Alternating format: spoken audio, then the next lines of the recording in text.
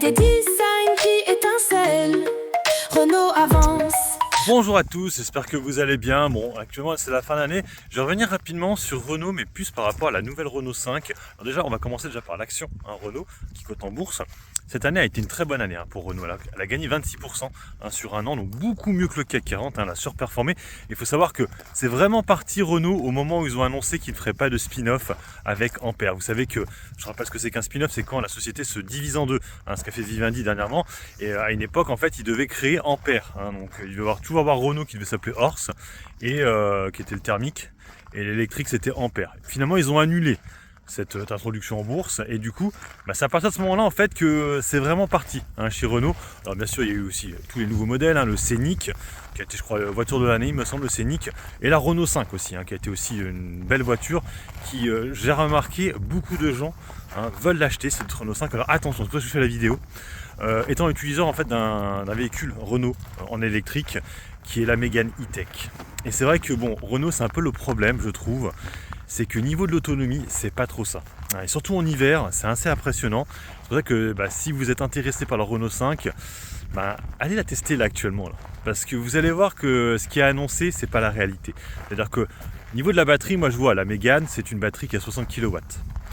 La Renault 5, je crois que le maximum, c'est seulement 52 kW. Alors bien sûr, le véhicule est un petit peu plus petit, peut-être un peu moins lourd, mais ça va pas changer grand chose à la donne. Surtout que franchement la Mégane en hiver, quand tu regardes l'autonomie quand elle est à 100%, t'as pas beaucoup en fait, t'as pas 400 bornes.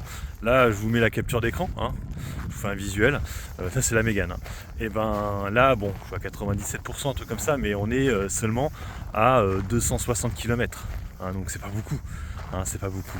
Et quand vous faites de l'autoroute, ça part très rapidement. Et le problème aussi en hiver, et surtout là je le vois bien avec la Mégane, je pense que la recharge sera la même sur la Renault 5, c'est que ça va pas très vite.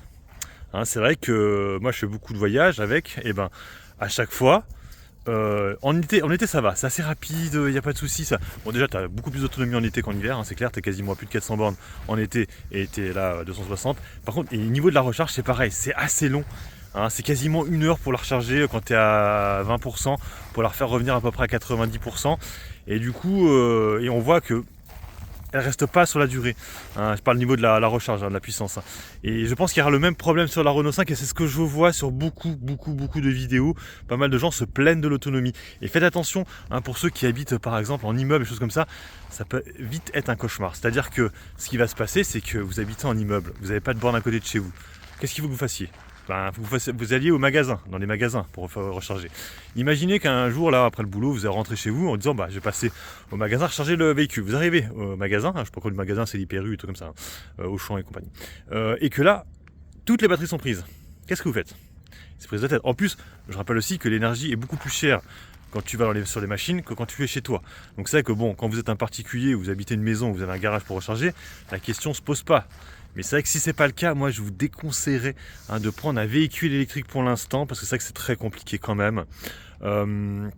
C'est vrai que Renault, ce qui est assez étonnant, c'est qu'elle monte pas mal alors qu'elle présente quasiment que des véhicules électriques, le Scénic, le Renault 5. Alors bien sûr, ils en ont sorti d'autres aussi, le Symbiose, tout ça. Mais après, l'avantage de Renault, c'est qu'actuellement, en plus, il y a une grosse spéculation sur le fait que Nissan soit repris par Honda. On sait que Nissan, c'était un peu le problème qu'avait Renault, parce que c'était une société qui battait de l'aile. Et du coup, le fait que Honda rachèterait les actions ferait que elle se débarrasserait de ce poids. Et on se rappelle aussi qu'ils ont cassé leur partenariat avec Mercedes. Donc en fait, Renault maintenant est un peu tout seul.